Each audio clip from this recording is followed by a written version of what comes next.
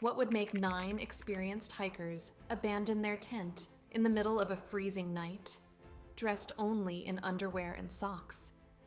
What could be so terrifying that cutting through their own tent seemed like the only escape? In 1959, something happened on a remote mountain slope in Russia that defies explanation to this day. The government blamed an avalanche. But the injuries tell a different story. Crushed ribs, with no external trauma, missing eyes, and trace radiation on their clothing. Today, we're going to walk through every bizarre detail of the Dyatlov Pass Incident. The Dyatlov Pass Mystery, 9 hikers' tragic expedition. In January 1959, 9 hikers from the Ural Polytechnic Institute, led by 23-year-old Igor Dyatlov, embarked on a winter expedition to Ural Mountains. The group consisted of skilled hikers, including 8 students and a 37-year-old World War II veteran, Semyon Zolotaryov. They set out on January 23rd, capturing photos that showed a team in high spirits. But fate had other plans. Before departing, Dyatlov assured their sports club that they would send a telegram upon their return. But that message was never sent. None of the hikers were ever seen alive again.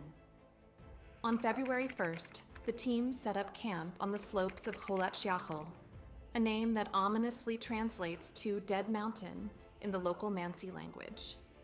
That night, something inexplicable happened. The hikers cut through their own tent from the inside and fled into the -13-degree Fahrenheit night, many wearing only socks or underwear. The horrifying discovery in the snow. On February 26, 1959, after weeks of no contact, searchers found the Dyatlov group's abandoned tent. It was half buried in snow, torn open from the inside. All belongings, including boots, clothes, and food, were left behind. Barefoot footprints led away, trailing 1.5 kilometers downslope into the woods, as if the hikers had fled in terror. Under a large cedar tree, searchers found the first 2 bodies, Yuri Krivonishenko and Yuri Doroshenko. Half naked, shoeless, and covered in burns. The branches above them were broken, as if they had climbed in desperation. Nearby, Igor Dyatlov, Zenaida Kolmogorova, and Rustem Slobodin lay frozen, as if trying to return to their tent. Slobodin had a small skull fracture, but all were said to have died from hypothermia. It wasn't until May 4th that the remaining 4 bodies were found, buried in a ravine under 4 meters of snow. Unlike the first 5, these victims had gruesome internal injuries. Thibaut Brignol, crushed skull. Zolotaryov and Dubinina, crushed chests, injuries comparable to a car crash. Dubinina, missing tongue, eyes, and facial tissue. Oddly, their clothing contained traces of radiation. Despite this, no external wounds matched the level of internal trauma. Unanswered questions and theories.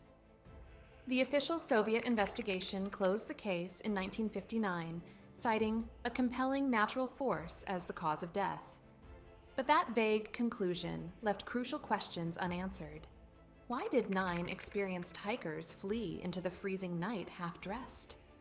What caused massive internal injuries without external trauma? Why were some of their clothes radioactive? And what about the reports of glowing orbs in the sky that night?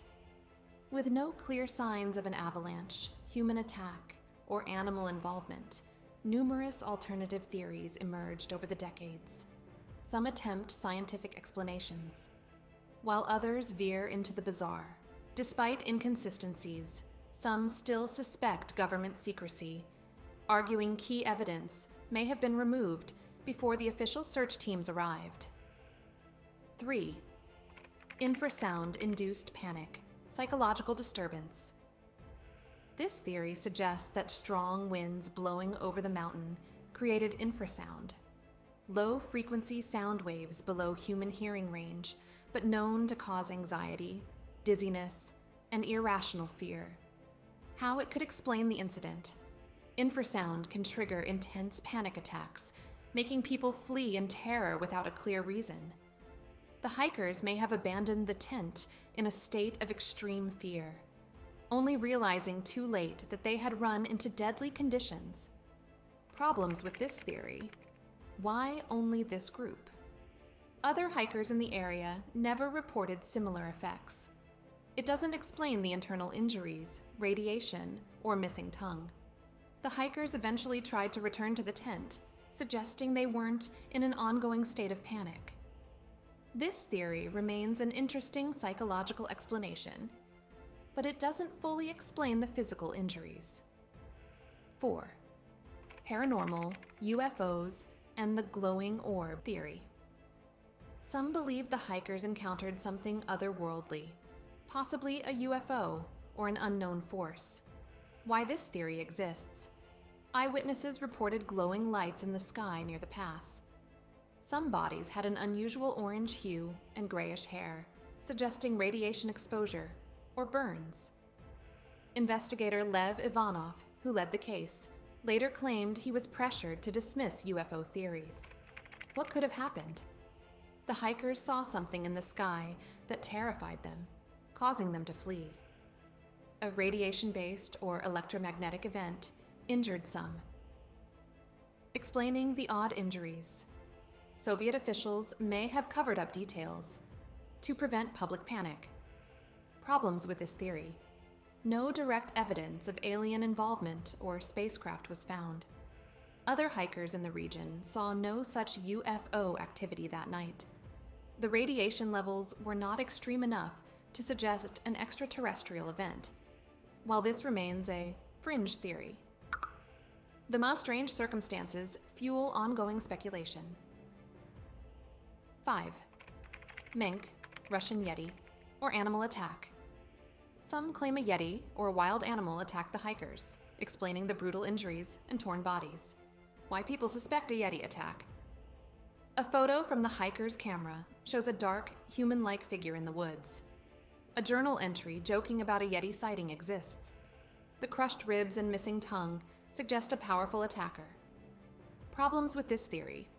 No animal tracks or claw marks were found around the site. A bear or other predator wouldn't leave bodies untouched for weeks. The hikers were killed at different locations, not in a single attack. While entertaining, there's zero scientific evidence of a Yeti attack. The missing tongue and eyes are more likely due to decomposition or scavengers. Conclusion: what really happened? The most likely scenario is a combination of factors. A sudden, unexpected event, possibly a slab avalanche or military activity, caused the group to panic and flee. They split up, with some dying of hypothermia and others suffering fatal injuries in a fall or snow collapse. Radiation traces and cover-up rumors fueled further speculation. While the 2021 study supports the avalanche theory, it still leaves gaps. Why did they flee without proper clothing? Why did only some sustain extreme injuries? And what about the lingering radiation mystery? Despite decades of investigation, the Dyatlov Pass Incident remains unsolved. So, what do you think happened? Comment below